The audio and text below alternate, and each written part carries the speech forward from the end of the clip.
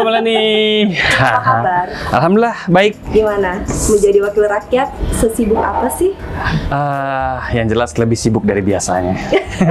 Sebenarnya lebih ribet di awal, santai saat ini, atau nggak ada ribet-ribetnya, atau santai terus? Yang jelas ketika kita nikmati sebuah profesi, semuanya akan terasa santai, terasa nikmat. Kalau misalnya nge-flashback nih, tahun 2019, Siap. Rocky Chandra nama yang muncul baru lah. Tapi menang di pemilihan legislatif 2019. Kaget loh. Iya. Kaget banyak orang, apalagi yang senior-senior. Iya. Jurus jitunya apa? Yang saya yakini adalah usaha tidak akan mengkhianati hasil. Usahanya sejak berapa tahun sih? Kalau usaha di politik saya baru mungkin mulai karir di tahun 2016 ya. Tapi saya total. Jadi betul-betul saya rintis karir berorganisasi saya, karir berpolitik saya, semuanya saya rintis tahap demi tahap, step by step. Sehingga ya 2019 saat puncaknya hasilnya saya mendapatkan suara tertinggi di DPRD provinsi. Jadi usahanya memang sudah disusun dari awal, skemanya dan disiplin dalam mengeksekusinya. Jadi walaupun tidak waktu yang lama, tapi dengan efisien itulah manajemen waktunya tepat. Jadi 3 tahun dari 2016 ke 2019 betul, optimal hasilnya. Iya. Bang, kalau misalnya di dalam dunia politik terkategori orang baru kah? Ya, sangat baru. Saya masih di tahun 2014 saya masih orang yang sangat apolitis, tidak mengerti akan politik, tidak tahu akan politik dan sangat tidak ingin tahu dengan politik. Tapi tidak berarti tidak suka dengan politik kan? Bukan berarti tidak suka. Saya tetap menjadi penikmat. Menjalani hidup saya dengan semuanya yang saya nikmati, menjadi penikmat politik, penikmat usaha, penikmat sekarang yang dalam dunia politik, dalam berbagai dinamikanya, semuanya saya nikmati. Jadi apa yang kita nikmati itu insya Allah juga akan membuat beban pikiran kita, terus juga mentransformasi energi-energi positif itu menjadi lebih baik. Gerindra menjadi perahu pertama, bakal menjadi terakhir kah? Pasti perahu terakhir saya. Pasti? Pasti. Dengan dinamika politik di Indonesia yang luar biasa? Ya, saya diajarkan dari dulu memang dari merintis karir usaha dan politik saya dengan sebuah komitmen. Dan saya orang yang sangat menjunjung tinggi sebuah komitmen, satu sampai akhir. Iya atau tidak, atau maju atau mundur. Hanya itu saja. Nanti ke depan gonjang-ganjingnya bakal terasa? Ya, itu biasa saja. Namanya dinamika politik. Harus kita nikmati, harus kita syukuri, dan kita memberikan yang terbaik. Berawal dari entrepreneur kan? Iya, betul. Kelapa sawit dan production house? Iya. Benar, betul. Iya. Duit dari mana sih? Jadi calon dari kelapa sawit atau production house? Yang jelas ketika kita memutuskan untuk terjun ke dunia politik, saya sudah settle secara ekonomi. Baik itu di dunia usaha di perkebunan kelapa sawit dan juga di production house. Jadi masalah uangnya ya semuanya uang tabungan. Tabungannya dari mana-mana ya dikumpulin aja. Nggak ada dalam satu segmen. Itu ada lagi usaha lain? Ya, saya ada beberapa usaha juga. Ada juga di bidang pertambangan juga ada. Lalu juga ada di bidang transportasi juga ada. Lalu yang kecil-kecil ya juga ada. Kebun juga ada. Kebun jeruk juga ada. Ya macam-macam lah. Jadi semuanya.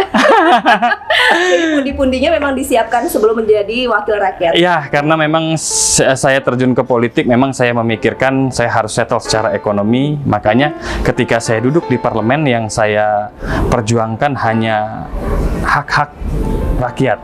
Apa yang bisa saya aspirasikan, apa yang saya menangkap aspirasi masyarakat, ya, dan bisa saya tumpahkan ke dalam dunia parlemen dan saya usulkan kepada pemerintah, itu yang saya perjuangkan. Ngurusin politik atau usaha? Semuanya berbeda segmen ya. Usaha kesulitannya berbeda, politik kesulitannya berbeda. Tetapi kita memanfaatkan kesulitan itu untuk terus belajar, akhirnya semuanya juga bisa dijalanin kok. Besaran mana? Penghasilan jadi bisnis atau jadi legislatif? Aduh. Jadi kalau menjadi pengusaha itu, entrepreneur itu Mbak, semua segmen bisa kita ambil. Semua penghasilan bisa kita hitung dan bisa banyak penghasilan yang tidak terduga. Tetapi kalau kita menjadi pejabat publik, anggota legislatif, semuanya sudah terukur. Dan itulah porsi kita. Udah jadi wakil rakyat masih ngurusin bisnis? Ya ada, saya masih berjalan, bisnis semuanya berjalan dan tidak menyalahi aturan karena memang usaha saya sebagian besar tidak ada di Provinsi Jambi ya. Cuma mungkin ada production house yang di Provinsi Jambi. Mbak Mel, Ini saya ngelihat banyak sekali nih karya-karya anak Jambi. Saya minta tolong dong Mbak Mel pilihin saya satu baju yang mendukung fashion saya dong. Oke, Husbi ini buat pilihannya banyak banget, bagus-bagus. Jadi kita bingung ya kalau misalnya kesini, tapi aku mau pilih yang terbaik deh. Iya. Ini aja nih, ini bagus. Waduh. Ini keren nih. Iya. Oke, thank you Mbak Mel. Sip. Saya pakai ya.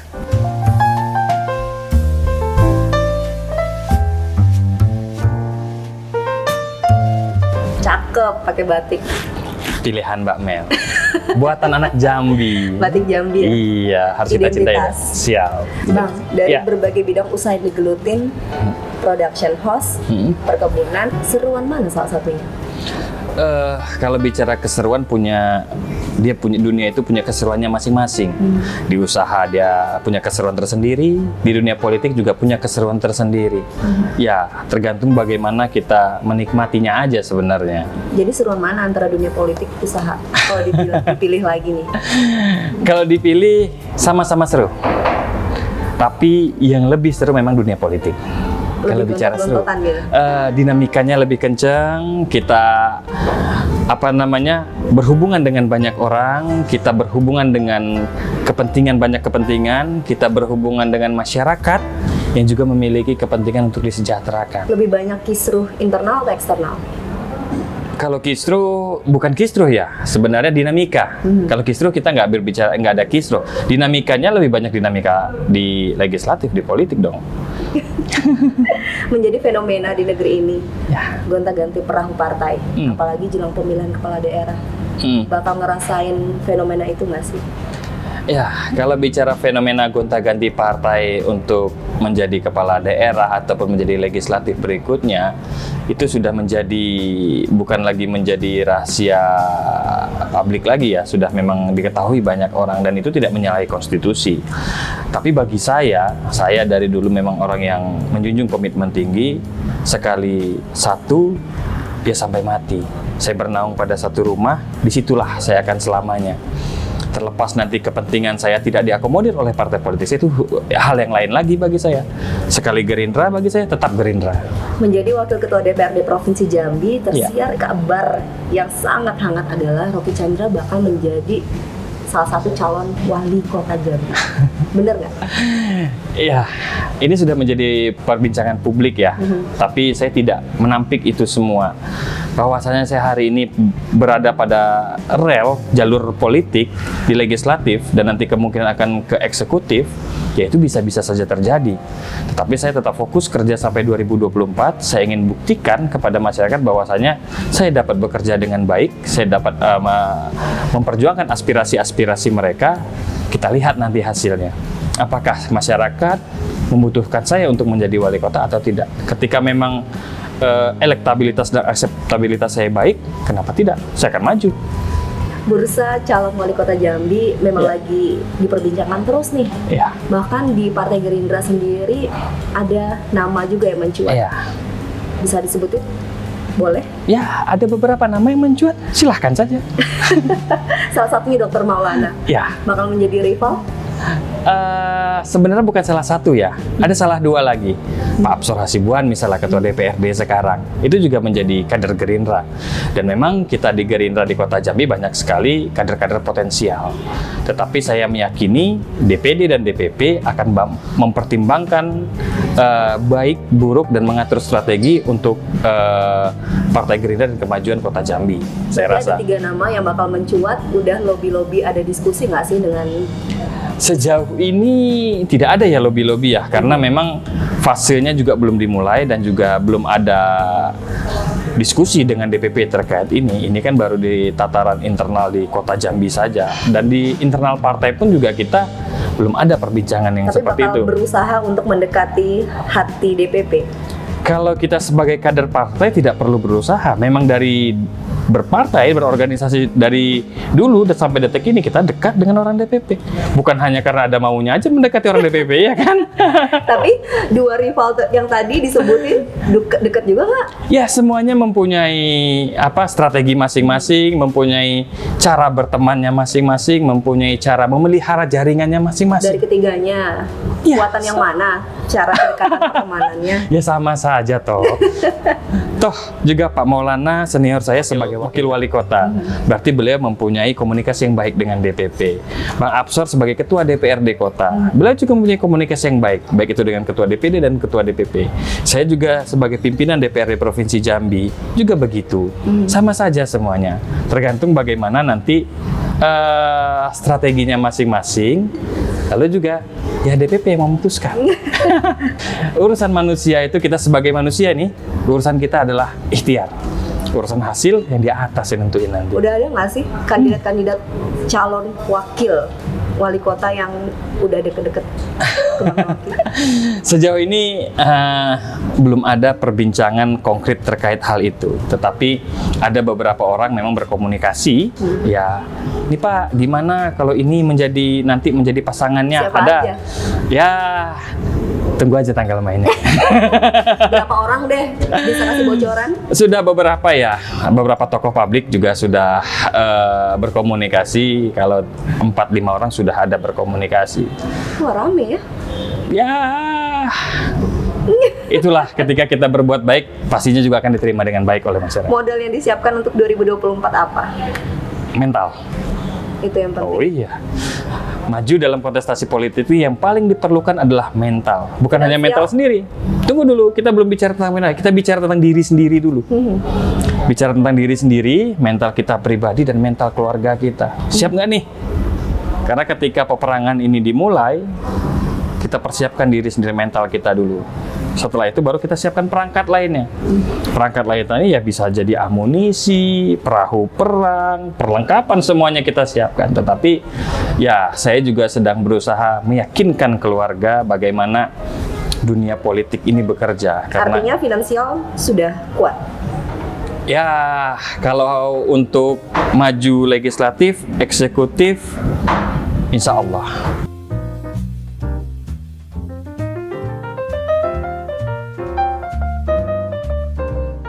Bang, sambil ngobrol, pesan minum ya? Oke. Apa nih? Apa nih? Saya kayaknya kalau ngeliat ini inget Kerinci. Ini kopi Jambi ya? Bikinin saya kopi Jambi terbaik. Pokoknya apapun dimanapun itu identitas Jambi yang Iya. disponsorin ya. Pastinya. Oke. Dibikin ya? Oke. Iya. Organisasi kepemudaan banyak banget yang diikutin. Apa aja sih sekarang? Organisasi ya, karena saya berawal dari Tunas Indonesia Raya ya, Tidar, salah satu organisasi saya Partai Gerindra, underbow-nya. Itu yang mengawali karir politik saya, karir berorganisasi saya. Terus dari sana saya ke Pemuda Muhammadiyah. Saya juga berkaderisasi di sana, menempah diri juga di sana. Lalu juga ada MPI-nya KNPI juga di situ. Lalu kalau di bidang olahraga saya di e-sport, membina banyak sekali gamers-gamers yang ada di Jambi. Itu sih yang beberapa yang masih jalan, lagi hype. Pentingnya berorganisasi itu apa sih? Oh, kalau bagi saya organisasi itu sangat penting ya, karena saya juga orang yang masih fakir terhadap ilmu. Saya mau terus belajar. Belajar itu kan di mana aja ya, termasuk dalam organisasi juga saya belajar bagaimana mengembangkan diri, mengembangkan pemikiran, mengembangkan banyak hal. Baik itu juga usaha, dari organisasi juga bisa berkembang dari sana. Pentingnya sebuah organisasi. Yang kesini kita ngelihat abang sering mensupport nih berbagai kegiatan anak muda, milenial. Ini salah satu peluru untuk memikat dan mengawini komitmen mereka kah untuk pemilihan mendatang? Jadi kalau untuk membantu kegiatan-kegiatan organisasi kepemudaan itu juga nggak ada yang namanya komitmen ya. Itu hanya bagian dari hobi.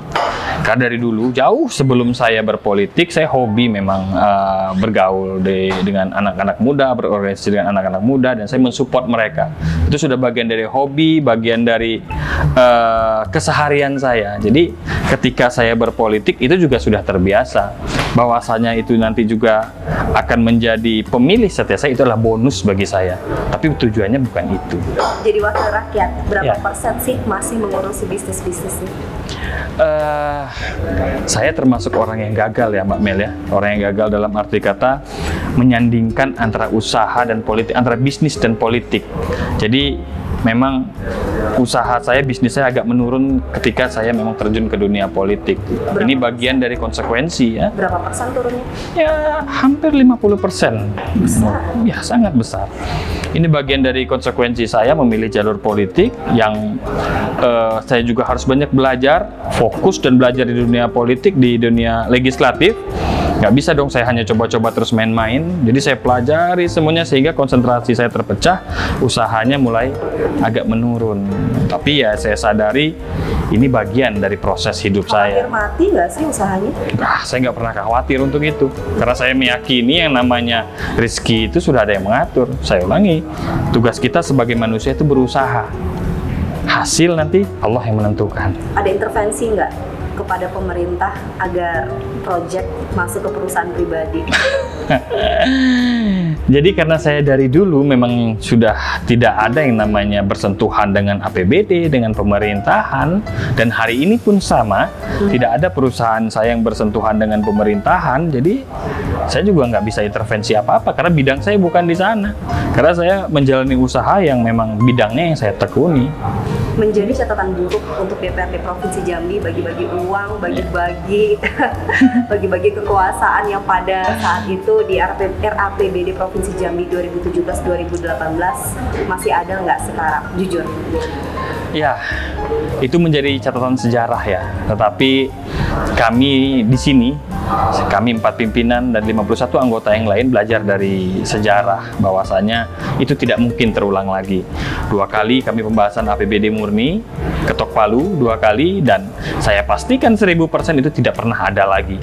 Kami lebih memilih sekarang berjuang di jalan-jalan konstitusional yang dilindungi undang-undang, itu yang kami tempuh. Kami memperjuangkan aspirasi-aspirasi masyarakat melalui Pokir, yang mungkin nantinya itu yang akan menjaga konstituen ini, yang mungkin nanti menjadi modal kami di 2024 nantinya. Takut dibui intinya. Ini bukan masalah takut dibui, tetapi bagaimana kita belajar dari kesalahan masa lalu.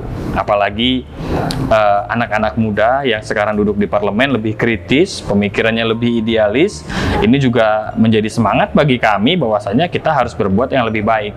Hal-hal yang berlawanan dengan hukum tidak akan kita sentuh. Saya rasa begitu. Oke, kita minum ya. Oke, Mbak Mel, kita nikmatin kopi ini.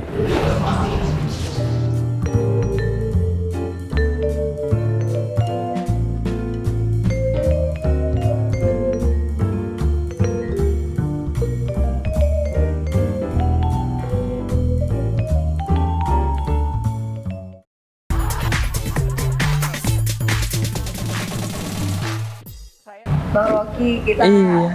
main TTS ya. Harus dipilih salah satunya. Yang pertama, Ya, e-sport atau sepak bola yang real? sepak bola. Karena hobi saya dari kecil sepak bola. Tapi e-sport sekarang digelutin. E-sport saya geluti karena memang bagian dari saya mencintai anak-anak muda dan juga mengikuti perkembangan zaman. Tapi kalau hobi saya dari kecil, saya bermain sepak bola. Perkebunan kelapa sawit atau production house? Perkebunan kelapa sawit. Cuannya lebih besar. Nggak munafik ya. Oh iya, realistis. Business to government atau business to business? Business to government. Ya, karena selain kita berusaha, kita harus berguna bagi orang lain. Enakan jadi entrepreneur atau anggota legislatif? Entrepreneur. Karena di entrepreneur itu kita menemukan sebuah komitmen. Kita menemukan sebuah kejujuran. Kita menemukan sebuah perjuangan yang betul-betul tulus. Kita menemukan cuan yang banyak. Itu menjadi entrepreneur. Menjadi entrepreneur. Kalau menjadi anggota legislatif, angkanya udah ditakar ya. Sudah ada, semuanya sudah ada porsinya dan sudah bisa dihitung dengan jelas. Tetapi mungkin kejutannya lebih banyak di dunia politik. Wakil rakyat atau kepala daerah? Kepala daerah? Lebih besar cuannya juga. Bukan. Karena karakter saya adalah seorang eksekutor. Jadi gemes kalau lagi jadi anggota legislatif, Iya. controller. Jadi sebagai fungsi pengawasan dan juga pembuat undang-undang lalu anggaran, kita nggak bisa mengeksekusi, kita gemes kadang. Gimana sih kok duit yang sebegini banyak gitu nggak bisa diperuntukkan dengan hal-hal yang positif gitu. Padahal kita tahu gitu caranya gimana. Nggak positif sekarang pemerintah dinilai oleh Raffi Chandra. Pemerintahan sebelumnya banyak yang tidak positif, lebih banyak negatifnya. Jika tidak didukung, setia dengan Gerindra atau bakal pindah partai? Setia dengan Gerindra, Walau tidak didukung? walau tidak didukung. Beneran? Iya, Berarti kalau nanti untuk kepala daerah nggak didukung, nggak saya akan tetap berjuang di Gerindra. Kalaupun tidak saya menjadi sebagai politisi lagi, sebagai entrepreneur, saya akan berjuang dengan Gerindra. tidak akan pindah partai. Saya tidak akan pernah pindah partai. Kenapa bisa sangat jatuh cinta? Satu, saya diajarkan untuk berkomitmen. Yang kedua, karena memang Gerindra yang membesarkan saya di dunia politik. Tapi yang paling utama karena kecintaan saya sama Pak Prabowo Subianto. Thank you. Oke, Ya, Bang. thank you Mbak Melani.